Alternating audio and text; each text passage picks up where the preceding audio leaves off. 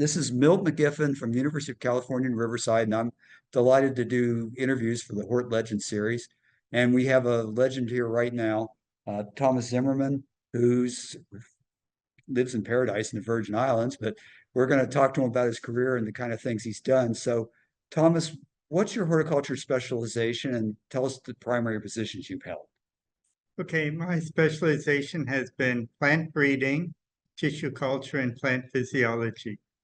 My current position is Associate Director of the Agriculture Experiment Station. Oh, wow. And what's horticulture meant to your life and your career? I grew up on a truck farm, so horticulture has been part of my life since I was born Where was the truck farm? in Minnesota. Oh my, that's Yeah. quite a change from Yeah, Virgin I Islands. went to the University of Minnesota, and I started plant breeding when I was in high school. Wow. What do you consider to be the most rewarding part of your career in horticulture? Well, I've released two varieties of sorrel, which is hibiscus sabdariffa, which is used in hibiscus tea. And we were the first place, my program was the first place in the world to have field-grown transgenic cassava. Oh, It was amylose-free starch cassava. And I did some breeding work on papaya, developed some compact and dwarf papaya lines. what's horticulture meant to your life and your career?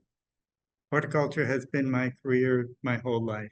Wow. I mean, since I was born and raised, and I worked on it, went to University of Minnesota, got a general horticulture degree, Texas Tech agronomy degree, and then Texas A&M horticulture degree again, doing tissue culture.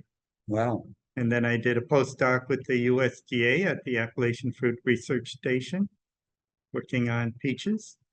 And then I landed, it actually was here back in when the meetings were here back in the 90s that I found out about the position at the University of the Virgin Islands, and that's when I applied. My goodness. How long have you been a member of ASHS? Back when I was an undergraduate, back in 1982. That was Wow. the first meeting I attended was in Ames, Iowa. And how's the society influenced your career? It has been a great influence in not only publications, but also my publications, but also reading and keeping up with the latest technologies in horticulture. Wow. Can you offer some advice to students or young professionals in the field? Travel, number Travel. one, see the world, see the country. Don't try to get all your degrees at one university. Yeah, Ask a lot of questions and be open to try new things and think outside the box. that's good advice.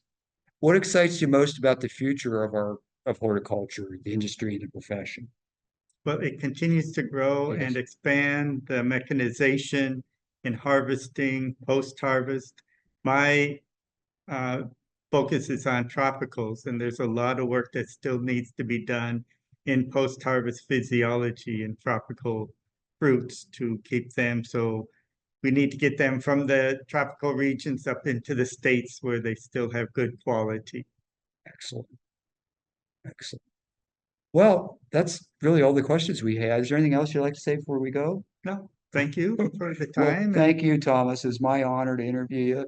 And you're certainly a horticulture legend. I'm real glad you could come do this. Thank you for inviting me.